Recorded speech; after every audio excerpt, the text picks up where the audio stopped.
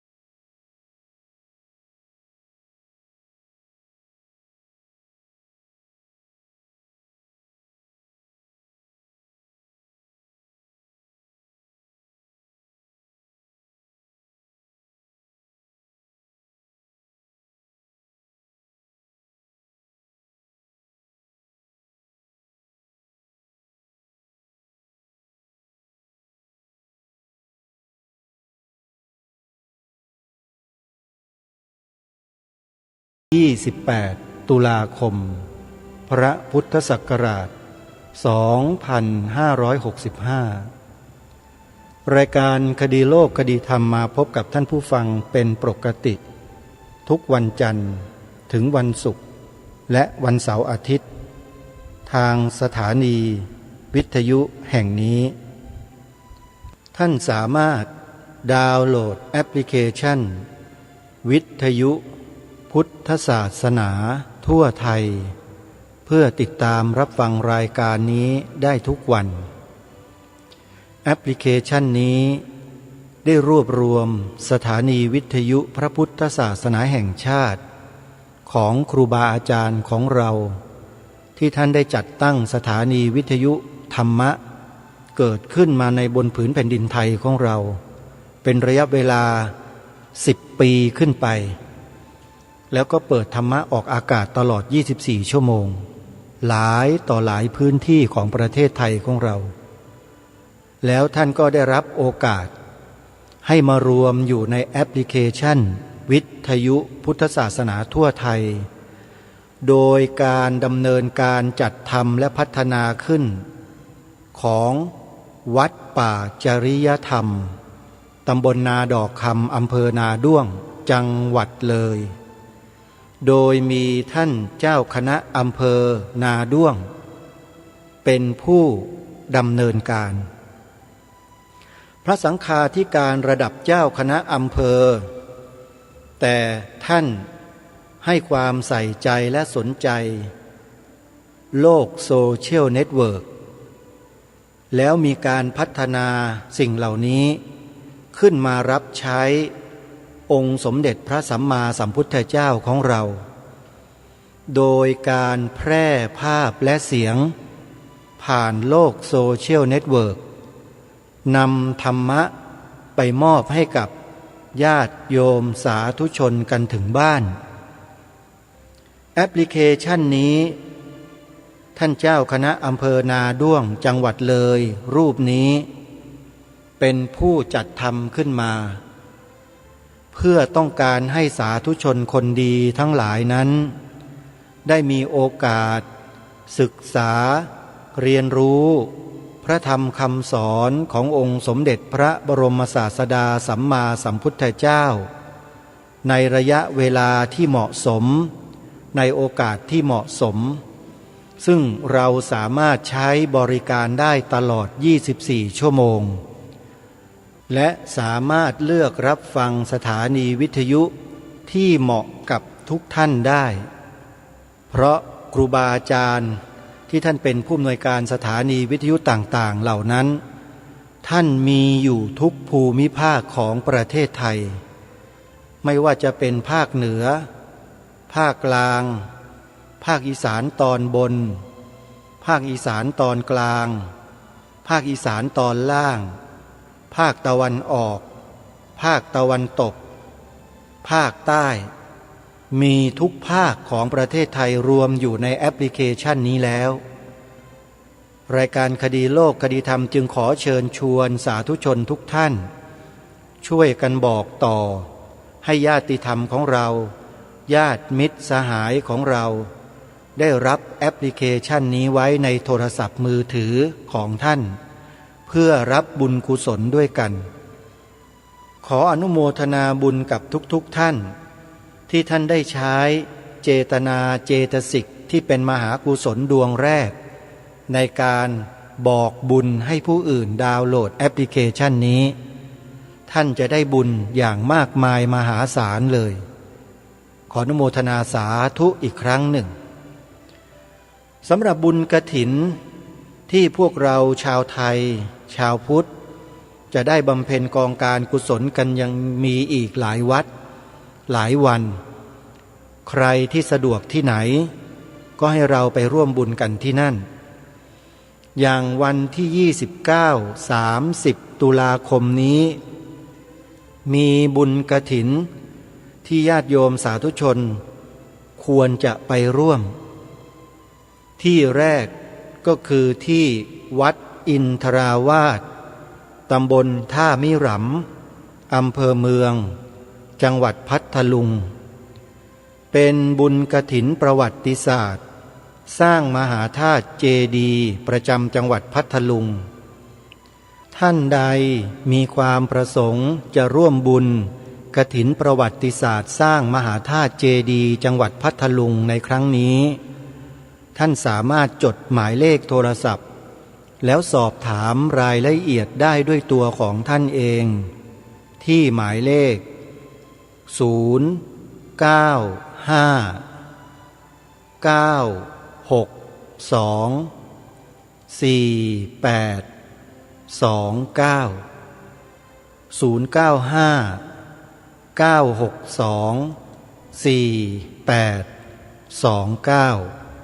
สามารถโทรศัพท์สอบถามรายละเอียดต่างๆได้ทุกวันจนกว่าจะถึงวันงานนั่นก็คือ29-30ตุลาคมซึ่งจะเป็นวันพรุ่งนี้วันพรุ่งนี้นั้นจะเป็นวันประกอบพิธีนะเป็นการประกอบพิธีบวงสรวงใหญ่ใครที่เป็นเจ้าภาพถ้าหากเดินทางไปได้ก็ขอเรียนเชิญเจริญพรให้ท่านสาธุชนนั้นรีบเดินทางไปแต่เช้าเพราะว่าการบวงสรวงเทพพยดาฟ้าดินเพื่อเปิดทางให้สร้างมหาธาตุเจดีย์องค์ใหญ่ไว้ใกล้ๆบริเวณทางสี่แพร่งของจังหวัดหรือของเมืองเนี่ยเป็นสิ่งที่หาโอกาสทำได้ยากมากเพราะฉะนั้นโอกาสมาถึงพวกเราแล้วอย่าปล่อยให้โอกาสนี้สูญสิ้นไปโดยเปล่าประโยชน์นะโยมนะก็ขอให้พวกเราท่านทั้งหลายนั้นได้ตั้งอกตั้งใจตั้งเจตนาของจิตดวงแรกให้ดีแล้วก็โทรศัพท์เข้าไปสอบถามรายละเอียดในเบื้องต้นก่อนที่จะหมดศรัทธาอย่างที่ทางรายการคดีโลกคดีธรรมได้เคยบอกกับสาธุชนไว้มาหลายครั้งแล้วว่างานบุญในลักษณะเช่นนี้ถ้าเรามีจิตมีเจตนาในเบื้องต้นของการตั้งอกตั้งใจไว้แล้วเราไม่ทำเนี่ยถ้าปล่อยเวลาล่วงเลยไปแล้วบุญนี้กุศลนี้อาจจะตกล่วงไปจากเราได้โดยไม่รู้ตัวซึ่งเป็นความน่าเสียดายอย่างยิ่งทีเดียวนะนี่ก็เป็นบุญกฐินในการสร้างมหาธาตุเจดีย์ที่วัดอินทราวาสตำบลท่ามิหรำอำเภอเมืองจังหวัดพัทลุงใครสะดวกใครสนใจก็สามารถโทรศัพท์เข้าไปร่วมบุญได้ขออนุโมทนาบุญกับทุกท่านที่มีส่วนร่วมแล้วก็ได้ร่วมบุญกับทางวัดขออานิสงส์แห่งบุญจงปรากฏเกิดขึ้นแก่สาธุชนทั้งหลายโดยทั่วถึงกันขออนุโมทนาสาธุอีกครั้ง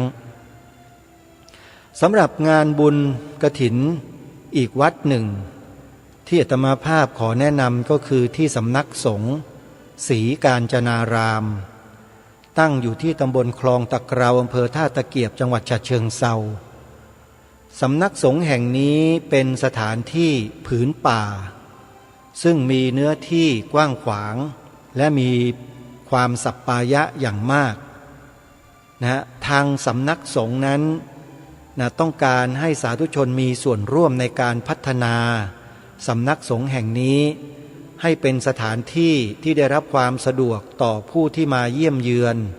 ผู้ที่มาทำบุญทำกุศลท่านใดจะร่วมเป็นเจ้าภาพขอเชิญได้จะทอดกันในวันอาทิตย์ที่30 ตุลาคมศกนี้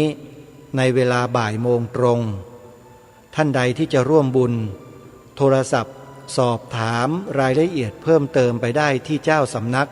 พระครูสมุวิทยากิติยาโนหมายเลขโทรศัพท์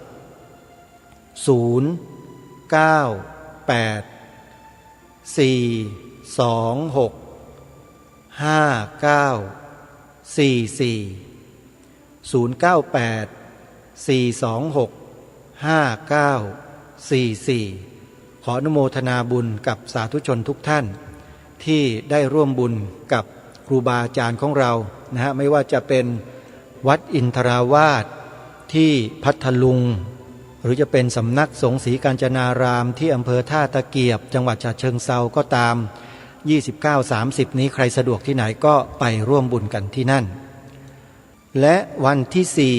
4-5 พฤศจิกายนบุญกฐินปลอดเหล้าเคล้าบุญวัดศรีอุดมวงศ์ตำบลศรีสงครามอำเภอวังสะพุงจังหวัดเลยท่านพระครูดมวรานุวัตรเชิญชวนสาธุชนร่วมบุญกันในวันดังกล่าวท่านใดจะร่วมบุญสามารถโทรศัพท์สอบถามได้ที่ส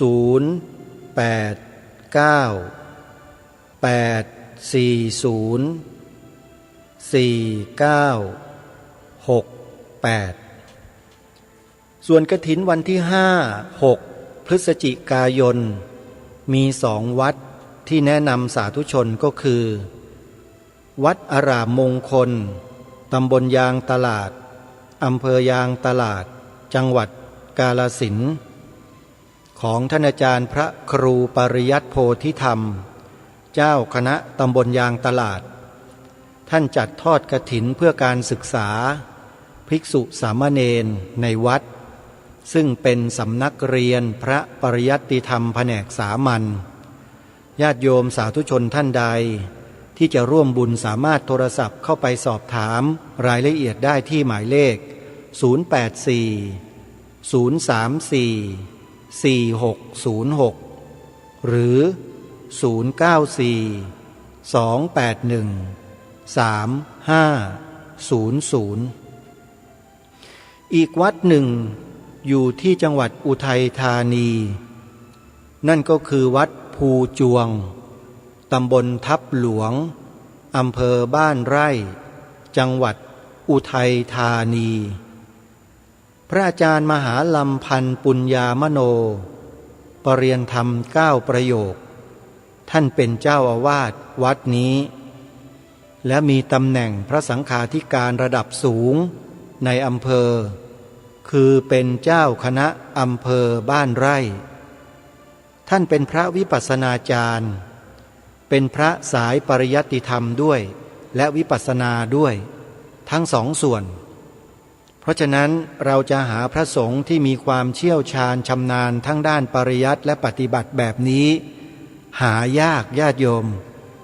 เมื่อมีโอกาสแล้วก็ปรารถนาจะให้พวกเราได้ทำบุญกับท่านวันที่5วันที่6 พฤศจิกายนนี้ขอเชิญญาติโยมสาธุชนร่วมบุญกับวัดภูจวงได้นะโยมนะท่านสามารถทำบุญได้โดยการเข้าไปดูรายละเอียดในเพจในเว็บไซต์ในไลน์ต่างๆที่ทางวัดภูจวงได้โพสต์ไว้หรือจะติดต่อสอบถามไปที่วัดป่าจริยธรรมพระครูจริยสารธรรมซึ่งเป็นลูกศิษย์ของท่านก็ได้นะที่หมายเลข083-327-5700ท่านพระครูจริยสารธรรมยินดีที่จะแนะนำญาติโยมนะในการไปร่วมบุญทอดกฐินที่วัดภูจวง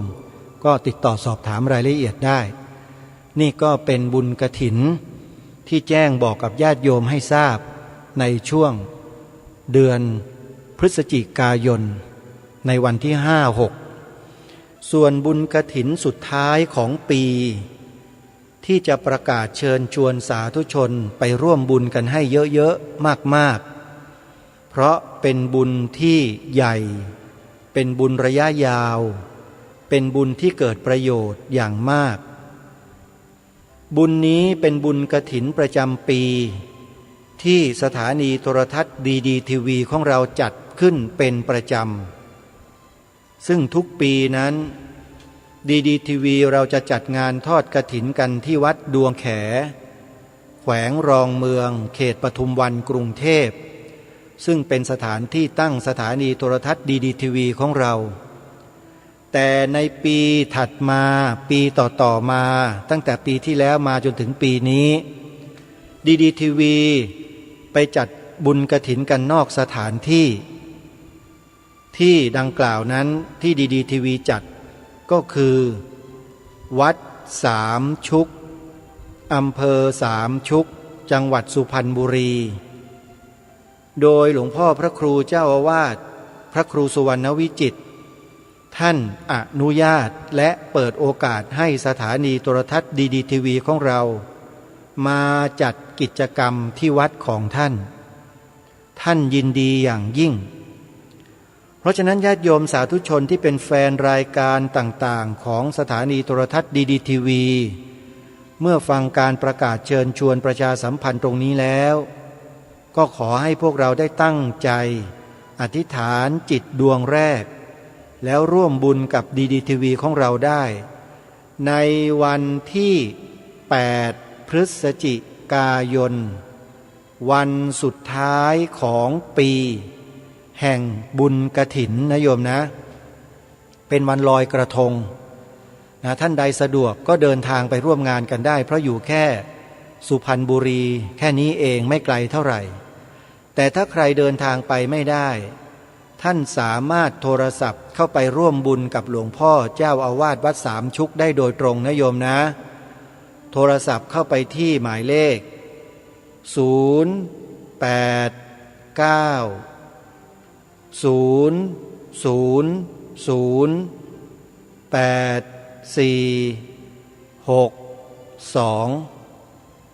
ขออนุโมทนาบุญกับสาธุชนทุกท่านที่ท่านตั้งใจตั้งแต่เบื้องต้นท่ามกลางและที่สุดทำให้บุญนั้นสำเร็จสำฤทธิ์เป็นผลที่ดีเลิศประเสริฐสำหรับชีวิตของแต่ละท่านได้จึงขอให้เราท่านทั้งหลายจงรักษาความดีในข้อนี้กันไว้ให้ต่อเนื่องและตลอดไปเพื่ออนาคตข้างหน้าของทุกๆชีวิตที่ได้สั่งสมบุญไว้ในชาตินี้บุญเหล่านี้ก็จะติดตามไปสนองผลที่ดีแก่ชีวิตของเราในภายหน้าอย่างแน่นอนองค์สมเด็จพระบรมศาสดาสัมมาสัมพุทธเจ้าตรัสแต่ความจริงญาติโยมจึงขอให้พวกเรามั่นอกมั่นใจในบุญกุศลที่เราได้ทำได้อุทิศเหล่านั้นเถิดเกิดเป็นผลดีต่อเราในอนาคตแน่นอนอนุโมทนาบุญกับทุกท่านทีนี้เข้ามาสู่เนื้อหาสาระของรายการคดีโลกคดีธรรมในวันนี้ที่ทางรายการนั้นได้ตั้งใจที่จะให้ญาติโยมสาธุชนได้ฟังเสียงของพระมหาเถระรูปหนึ่งซึ่งท่านได้แปลบทบาทในช่วงของชีวิตของท่านมาเป็นพระนักเคลื่อนไหวชั่วคราว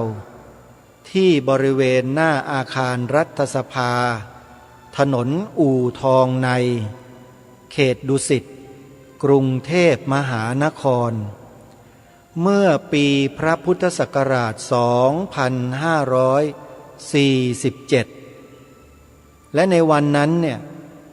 อาตมาภาพเป็นคนดูแลเรื่องการบันทึกข้อมูลทั้งหมด ไม่ว่าจะเป็นภาพไม่ว่าจะเป็นเสียงอยู่ที่อาตมาทั้งหมดการเคลื่อนไหวต่อสู้ในครั้งนั้นต่อสู้เรื่องร่างพระราชบัญญัติจัดรูปที่ดินเพื่อพัฒนาพื้นที่ซึ่งมีนักกฎหมายนักวิชาการนักการเมืองรวมหัวกันเขียนกฎหมายฉบับนี้ออกมา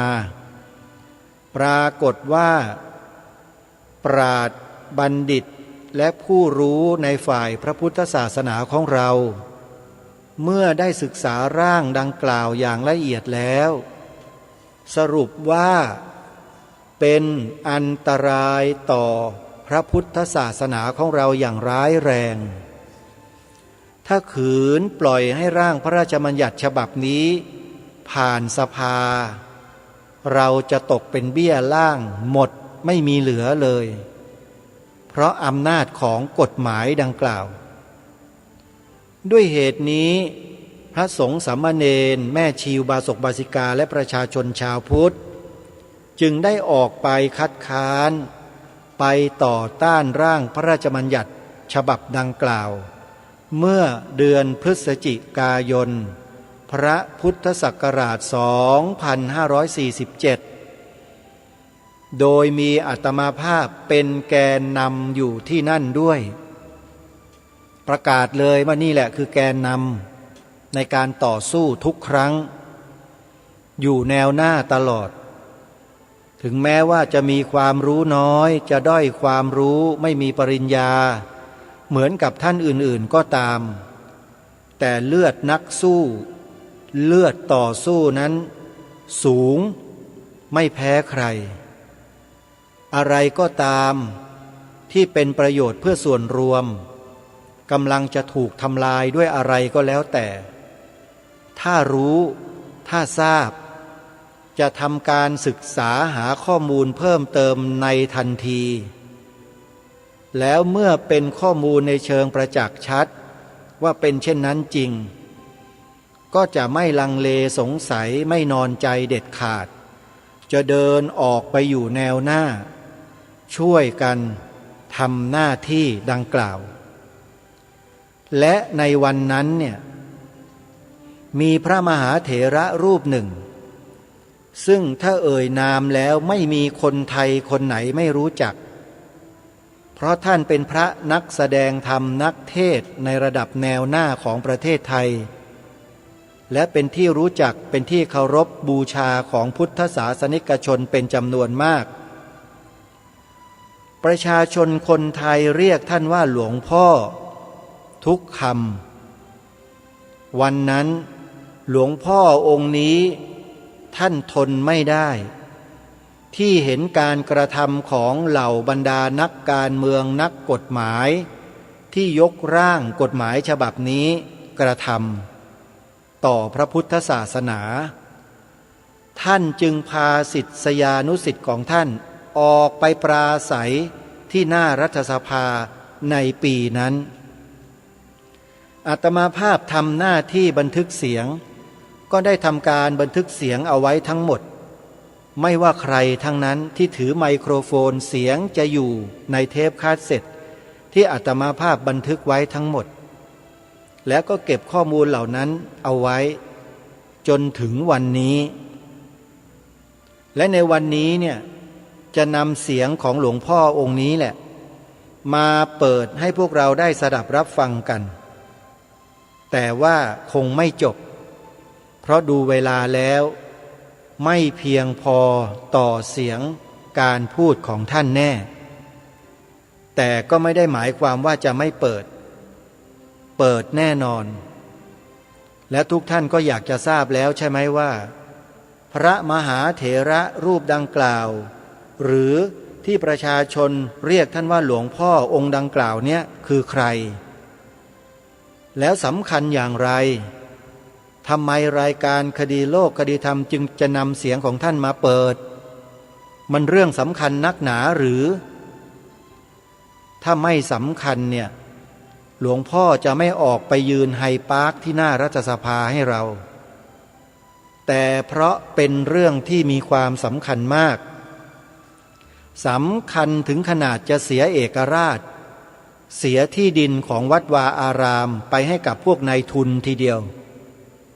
ภายใต้กฎหมายฉบับนี้แหละญาติโยมสาธุชนทุกท่านที่ดินวัดที่ธรณีสงฆ์ที่กัลลปนาทั้งหลายเนี่ยองค์บุรพมหากษัตริย์ในอดีตถ้าไม่จำเป็นพระองค์ท่านจะไม่แตะต้องเลย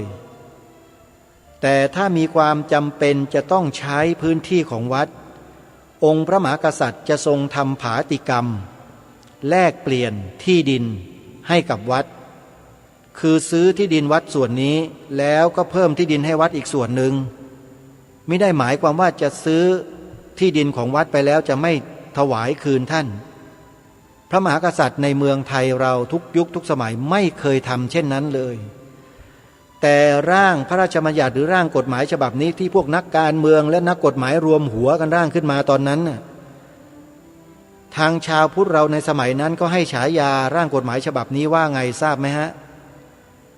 ร่างพระราชบัญญัติจัดรูปที่ดินกินที่วัด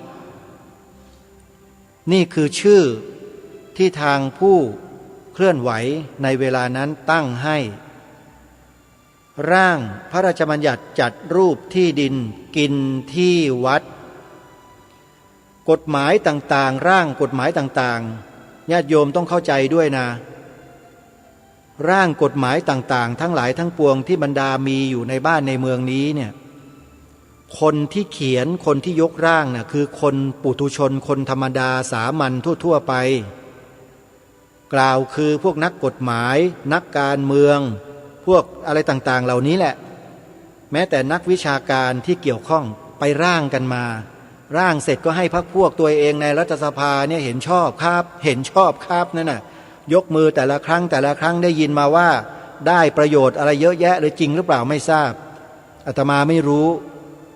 แต่รู้อย่างเดียวว่ามีคนเขาพูดมาว่าเงินเนี่ยซื้อได้ทุกอย่างจะเป็นข้อเท็จข้อจริงอย่างไรท่านผู้ฟังก็พิจารณากันเอาเองก็แล้วกันด้วยเหตุเนี้ยหลวงพ่อองค์นี้ท่านจึงอยู่วัดไม่ได้ต้องออกมาแล้วหลวงพ่อก็ถือไมโครโฟนแล้วก็พูดให้พวกนักการเมืองที่อยู่ในรัฐสภาฟังเทศท่านมาเทศให้ฟังส่วนเนื้อหาสาระที่ท่านเทศให้ฟังในวันนั้นจะเป็นอย่างไรนั้นเดี๋ยววันนี้มาฟังกันให้ชัดๆแล้วขอร้องท่านสาธุชนที่ฟังรายการอยู่ในขณะนี้ทุกท่านฟังด้วยนะขอให้ท่านตั้งใจฟังแบบนิ่งๆเงียบๆให้ดีเถอะแล้วท่านจะรู้ว่าหลวงพ่อท่านพูดอะไรพูดเพื่ออะไรพูดทำไมเรื่องอะไรสำคัญชะไหนทำไมหลวงพ่อต้องลงทุนลงแรงมาเองเพราะอะไรต้องตั้งใจฟังให้ดีนะฮะถึงแม้จะไม่จบท่านก็ต้องฟังจนหมดเวลาของรายการ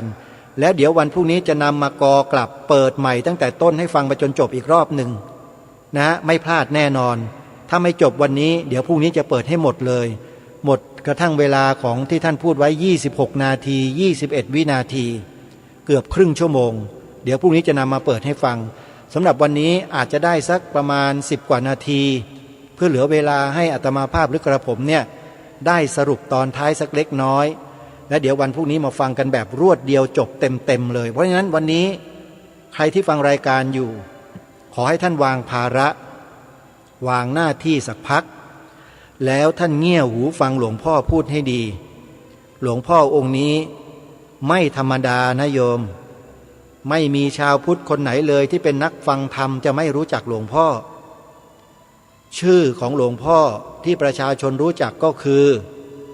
หลวงพ่อปัญญานันทะภิกขุแห่งวัดชนประทานลังสฤษฎ์รู้จักกันใช่ไหมโยมหลวงพ่อนี่จะเทศจะสอนเราอยู่ตลอดในเรื่องของศีลเรื่องของธรรมเรื่องของอะไรต่างๆที่เป็นปรมัตถธรรมเรื่องการปฏิบัติเรื่องการทำหน้าที่แต่วันนี้จะนำเสียงที่ท่านพูดไว้หน้ารัฐสภาเมื่อปีพระพุทธศักราช2547ท่านพูดเพื่อจะเตือนจะบอกกับพวกนักออกกฎหมายนักเขียนกฎหมายทั้งหลายว่าไอ้การเขียนกฎหมายแบบเนี้ย มันเป็นยังไงแล้วถ้าไม่ฟังแล้วมันจะเป็นยังไงเดี๋ยวเราไปติดตามรับฟังเสียงของหลวงพ่อพร้อมๆกันหลวงพ่อปัญญา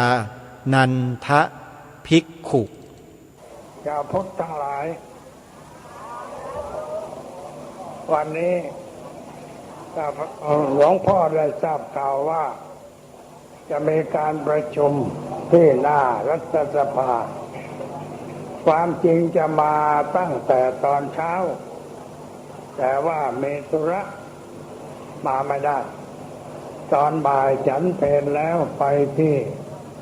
สำนักอบรมวัดไร่ขิงเขาอบรมนักบริหารเป็นชุดละ80 คนเขานิมนต์หลวงพ่อให้ไปทำพิธีเปิดและอบรมท่านเหล่านั้นอบรมเสร็จแล้วก็รีบเดินทางมาคิดอยู่ในใจว่าน่ากลัวจะเลิกอยู่แล้วแต่เมื่อมาถึงเห็นยังอยู่กันเรียบร้อยก็ปล่อยสบายใจมาเห็นกิจกรรมที่ได้กระทำกันอยู่นี้หลวงพ่อขออนุโมทนาในความตั้งใจจริงของพระสงฆ์ที่ได้ร่วมแรงร่วมใจกันคัดค้านสิ่งที่ควรคัดค้านอะไรที่ควรคัดค้านต้องคัดค้านอะไรที่ดีเราก็เห็นด้วยเป็นการถูกต้องพระพุทธเจ้าตรัสว่าชมคนที่ควรชมข่มคนที่ควรข่มใครทำดีทำถูกเราก็ชมแต่ถ้าใครทำไม่ดีไม่ถูกก็ขออนุญาตติบ้างตามสมควรเราอยู่ในระบบประชาธิปไตยไม่ใช่ระบบไม่จะทำอะไรตามอำเภอใจแต่ทำตามตัวบทกฎหมายประชาธิปไตยไม่ใช่ระบบเผด็จการไม่จะทำอะไรตามอำเภอใจแต่ทำตามตัวบทกฎหมายสิ่งใดถูกทำสิ่งใดไม่ถูกก็ไม่ควรทำแล้วก็ต้องฟังเสียงประชาชนว่าประชาชนพอใจในเรื่องนี้หรือไม่ถ้าประชาชนไม่พอใจมาประชุมกันคัดค้านผู้ที่เป็นรัฐบาลเป็นผู้แทนราษฎรเป็นวุฒิสมาชิกซึ่งมีส่วนเกี่ยวข้องกับเรื่องที่ทำอยู่นั้นก็ต้องหยุดคิดสักหน่อยว่ามันถูกหรือผิดมันดีหรือชั่วมันเป็นเหตุให้เกิดความเสื่อมหรือความเจริญกันแน่ใช้จิตที่สงบคิดสักหน่อยอย่าทำอะไรแบบใจร้อนอย่าทำอะไรแบบบู่วามอย่านึกว่าเรามีอำนาจคับบ้านคับเมืองแล้วเราจะทำอะไรตามชอบใจเพราะว่าชาวไทยเราในสมัยนี้ไม่เหมือนในสมัยก่อนเขาสนใจในเหตุการณ์บ้านเมืองเขาคอยจ้องดูอยู่ว่ารัฐบาลสสวุฒิสมาชิกข้าราชการทำงานอย่างไรถ้าทำงานถูกต้องเขาก็นิยมชมชอบแต่ถ้าทำงานไม่ถูกต้องเขาก็ค้านอยู่ในใจแล้วการค้านนั้นมารวมตัวกันเข้าก็กลายเป็นพรรคใหญ่เป็นชุมชนใหญ่มาร่วมแรงร่วมใจกันคัดค้านผู้ที่ทำงานเกี่ยวกับเรื่องนี้ต้องรับฟังถ้าท่านเป็นสุภาพบุรุษควรฟังคำคัดค้านของชาวบ้านโดยเฉพาะอย่างยิ่งพระสงฆ์ที่มาประชุมกันไม่ใช่จำนวนเล็กน้อยแล้วไม่ใช่พระธรรมดาเป็นพระที่มีความรู้มีความสามารถไม่ใช่พระโง่ตามที่นักการบางคนพูดนักการเมืองบางคนพูดว่าพระโง่พูดอย่างนั้นดูหมิ่นพระสงฆ์ไม่ใช่ดูหมิ่นผู้ใดผู้หนึ่งแต่ดูหมิ่นตั้งแต่พระสังฆราชจนพระสงฆ์ทั่วไปพูดเช่นนั้นเพราะไม่ได้คิดไม่มีสติไม่มีปัญญาพูดโล่งออกไปตามอารมณ์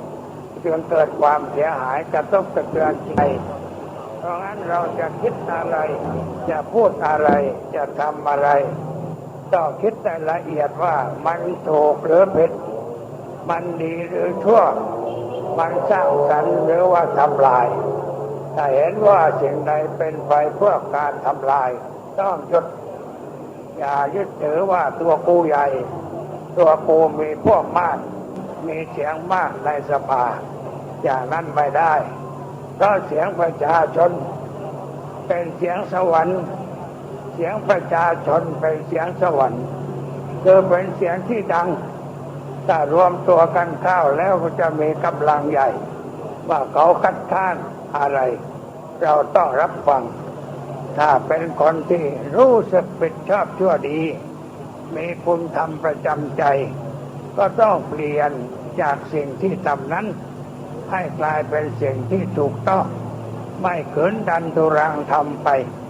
เพราะถ้าขืนดันทุรังทำไปก็เกิดความเสียหายไม่ใช่คนอื่นเสียหายผู้กระทำนั่นแหละจะเสียหายรัฐบาลจะเสียหายผู้แทนราษฎรก็จะเสียหายเพราะไม่ฟังเสียงประชาชนเขาเลือกตั้งขึ้นมาเวลาเลือกตั้งเขาก็พิจารณาแล้วว่าคนนี้พอใจได้แต่ถ้าเข้ามาแล้วมันเปลี่ยนสีเปลี่ยนนิสัยไม่สนใจในการประชุมขาดการประชุมบ่อยๆมีเรื่องอะไรเกิดขึ้นก็นับที่ผู้สมาชิกที่มาประชุมขาดการประชุมการขาดการประชุมนั้นแสดงว่าคนนั้นไม่รู้จักหน้าที่ไม่รักหน้าที่ไม่เคารพหน้าที่ที่ตัวมีใช้ไม่ได้ควรจะประกาศชื่อไอ้พวกขี้เกียจสันหลังยาวลงในหนังสือพิมพ์ให้ชาวบ้านได้รู้ว่าเรามาเลือกคนผิดเลือกคนขี้เกียจสันหลังยาวเข้าไปสภาเวลาประชุมก็ไม่มาประชุมเป็นคนขี้เกียจใช้ไม่ได้คราวหน้าอย่าไปเลือกส่งเข้ามาขายหน้าสมาชิกคนใดเป็นผู้แทนจังหวัดใดแล้วไม่เคารพกติกาไม่ทำหน้าที่ให้ถูกต้องชาวบ้านรู้แล้วอย่าเลือกกมาให้รกสภาอีกต่อไปเรามีคนดีให้เลือกเยอะเลือกแต่คนดีมีความคิดถูกต้องมีการพูดถูกต้องมีการกระทำที่ถูกต้องเห็นประโยชน์ส่วนรวมมากกว่าประโยชน์ส่วนตัวก็นับว่าใช้ได้แต่ถ้าเลือกคนไม่เข้าเอาเรื่องไม่เอาไหนก็เสียประโยชน์มากมายทางที่ปรากฏอยู่แล้วปกติพระเรานั้นไม่ชอบวุ่นวายไม่ชอบไปยุ่งกับการบ้านการเมืองอะไรหรอกแต่ถ้ามันเหลือทนถ้าก็ทนไม่ได้ก็จะขืนทนไปจนก็ต้องลำบากไม่ลำบากเฉพาะพระแต่กระทบกระเทือนต่อพระพุทธศาสนาอันเป็นศาสนาประจำชาติเป็นศาสนาที่เราปฏิบัติมาเป็นเวลาตั้ง 2,000 กว่าปีแล้วถ้าใครทำอะไรกระทบกระเทือนเรายอมไม่ได้แล้วคนมากมาประชุมกันอย่าหาว่ามาประชุมกันก่อกวนไม่ได้ก่อกวนพระไม่ได้ก่อกวนแต่คนที่ทำผิดนั่นแหละเป็นผู้ก่อกวนเป็นต้นเหตุของเรื่อง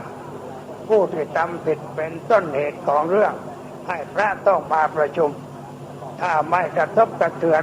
มากฝ่ายพระก็ไม่มาประชุมท่านอยู่วัดสบายกว่าแต่อุตส่าห์มานั่งประชุมกันที่นี่เพราะเห็นว่ามันเหลือทนเมื่อเหลือทนเราก็ต้องแสดงออกถึงความรู้สึกนึกคิดตามแบบของผู้นับถือพระพุทธศาสนาคือมานั่งสงบไม่เกะกะรถแองความนึกคิดออกมาให้คนทั้งหลายได้รู้ได้รับทราบมาทำที่หน้ารัฐสภาก็เพื่อให้สมาชิกรัฐสภาได้ฟังบ้างไม่ใช่พูดได้สภาฟังสภาเป็นอิฐเป็นปูนพูดกันไม่รู้เรื่องแต่ว่าสมาชิกทุกคนเป็นคนมีเกียรติมีศักดิ์ศรีต้องรับฟังไว้ว่าพระท่านพูดอะไรท่านทำอะไร ใครเป็นผู้ผิดใครเป็นผู้ถูกบอกให้เห็นชัดเจนอย่าเข้าข้างตัวอย่าเมาในลาภในยศในความเป็นใหญ่แต่ให้รู้ความจริงว่าอะไรเป็นอะไรถูกต้องแล้วก็เปลี่ยนนิสัยจากความดันทุรังมาทำในสิ่งที่ถูกต้องเสียนักการเมืองบางคนระโมบโลภมากไปฮุบที่ดินของวัดมีคนเขาถวายให้วัดเพื่อให้วัดใช้เป็นทุนบำรุงส่งเสริมการศาสนาเป็นแผ่นดินที่มีเนื้อที่มากล่อตาล่อใจของคนที่อยากได้อยากมีอยากเป็นเลยก็ไม่ออกกฎหมายเขียนเองมาเองแล้วบอกว่าทำถูกต้องตามกฎหมายที่ตนเขียนเองเพราะตนเป็นรัฐมนตรีว่าการกระทรวงมหาดไทยแล้วก็ทำเอาเองเองว่าเองเอาไปเป็นประโยชน์ส่วนตัวเป็นสนามกอล์ฟที่มีชื่อเรียกว่าอันปายกอล์ฟอยู่ที่นอกเมืองโน้นเอาไปแล้วแต่ว่าพระยังไม่ยอมรบเขายังจะรื้อฟื้นกันอยู่อันนี้ถ้าพระรื้อฟื้นส่งถึงศาลก็เห็นว่าเป็นการไม่ถูกต้องก็ต้องริบเกินเอามาไว้เป็นของวัดเพื่อไม่ให้เกิดปัญหานี้ออกกฎหมายซะก่อนออกกฎหมายฉบับนี้ก็เพื่อช่วยตัวเองเราโกงเข้ามาแล้วแต่นี่ต้องแก้ทำออกกฎหมายไม่ให้มีสิทธิ์จะไปฟ้องร้องถ้าจะไปฟ้องก็ไม่ได้ใครจะไปฟ้องก็ไม่ได้เพราะเขามีอำนาจที่จะกระทำเขาต้องการดินตรงไหนแม้เป็นของวัดเขาก็จะเอาไปสร้างสิ่งที่เป็นเงินเป็นทองต่อไปวัดก็จะเดือดร้อนจะเสียหายเมืองไทยเรานี่มีพระมหากษัตริย์เป็นประมุขอุปถัมภ์พระศาสนาทุกศาสนาแต่สำคัญก็คือพุทธศาสนาเพราะเป็นศาสนาประจำชาติพระบาทสมเด็จพระเจ้าอยู่หัวก็ได้ทรงผนวดในพระพุทธศาสนาทุกพระองค์เคารพหลักการของพระพุทธเจ้าทรงอุปถัมภ์ค้ำชูวัดไว้ในความอุปถัมภ์ไม่ให้ใครมาแบ่งแยกดินแดนของวัดไปทำประโยชน์ทางการค้าการขายโดยเฉพาะดินในกรุงเทพบางแห่งมีผลประโยชน์มากเช่นดินที่ประตูน้ำเป็นทรัพย์สมบัติส่วนกลางของศาสนาใครๆก็อยากได้น้ำลายไหลกันไปตามกันอยากได้ที่ตรงนั้นเอาไปพัฒนาเป็นตลาดใหญ่เป็นเพื่อประโยชน์แก่ตนเองแต่ถ้าไม่มีกฎหมายฉบับนี้ทำไม่ได้เพราะงั้นจึงคิดกันออกกฎหมายคนที่ไม่ต้องการก็เทโลตามเข้าไปด้วยเพราะไม่รู้จักคิดไม่รู้จักตรองตามคนที่ทำความผิดส่งเสริมความชั่วส่งเสริมคนชั่วให้ทำลายสิ่งที่ดีงามของชาติของบ้านเมืองเป็นการถูกหรือไม่ในการทำเช่นนี้พี่น้องทั้งหลายคิดดูด้วยปัญญาถ้าเห็นว่าไม่ถูกต้องเราต้องคัดค้านจนหัวชนขวาแม้หัวจะแตกเราก็ไม่ยอมเพราะเราบูชาความเป็นธรรมบูชาความถูกต้องอะไรที่ไม่ถูกต้องเราต้องสู้กับสิ่งที่ไม่ถูกต้องรบกับพวกอธรรมเพื่อรักษาสิ่งดี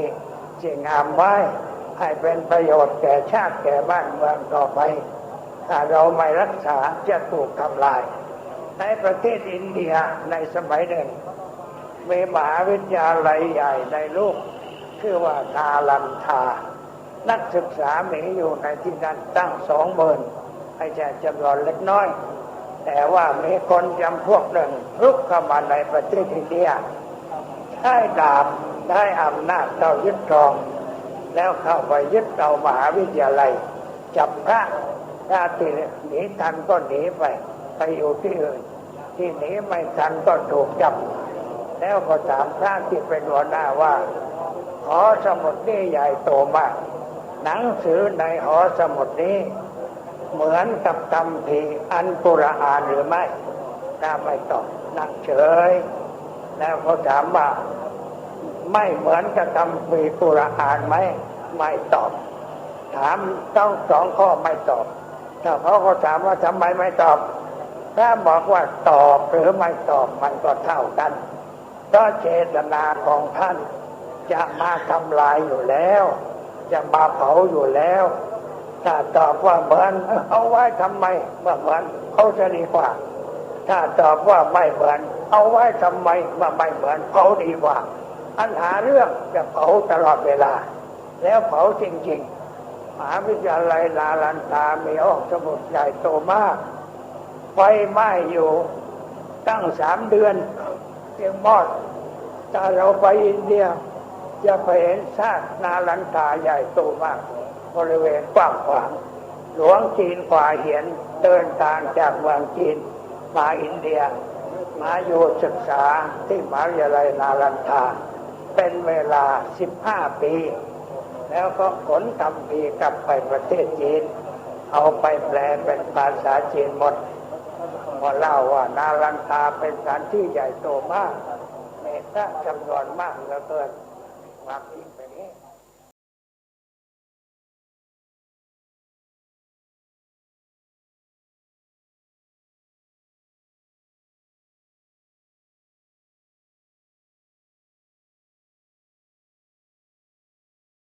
ท่านสาธุชนผู้ฟังทุกท่านด้วยเวลาของรายการนั้นหมดลงในช่วงนี้จึงไม่สามารถเปิดเสียงของหลวงพ่อปัญญานันทะให้พวกเราฟังจนจบในวันนี้ได้อย่างที่ได้กล่าวไว้ตอนต้นแต่วันพรุ่งนี้เดี๋ยวจะนำมาเปิดให้ท่านฟังยาวๆจนกระทั่งจบอีกรอบหนึ่งเพื่อให้เราได้เข้าใจให้ชัดเจนยิ่งขึ้นว่าหลวงพ่อปัญญานันทะเมื่อสมัยปีพระพุทธศักราช 2547 นั้นท่านออกไปหน้ารัฐสภาไปพูดเรื่องอะไรพูดถึงใครพูดถึงสิ่งใดและมีความสำคัญอย่างไรและพวกเราในฐานะที่เป็นคนไทยเป็นชาวพุทธหลวงพ่อท่านแนะนำเราให้ช่วยกันอย่างไรเดี๋ยววันพรุ่งนี้มาติดตามรับฟังกันต่อสำหรับวันนี้เวลาของรายการหมดลงแล้วอาตมาภาพต้องขอสมมุติยุติไว้แต่เพียงเท่านี้ไว้พบกันใหม่ในวันต่อไปขอความสุขความสวัสดีในธรรมแห่งองค์สมเด็จพระบรมศาสดาสัมมาสัมพุทธเจ้าจงปรากฏเกิดมีขึ้นในจิตใจของท่านผู้ฟังทุกท่านทุกคนเถิดขอ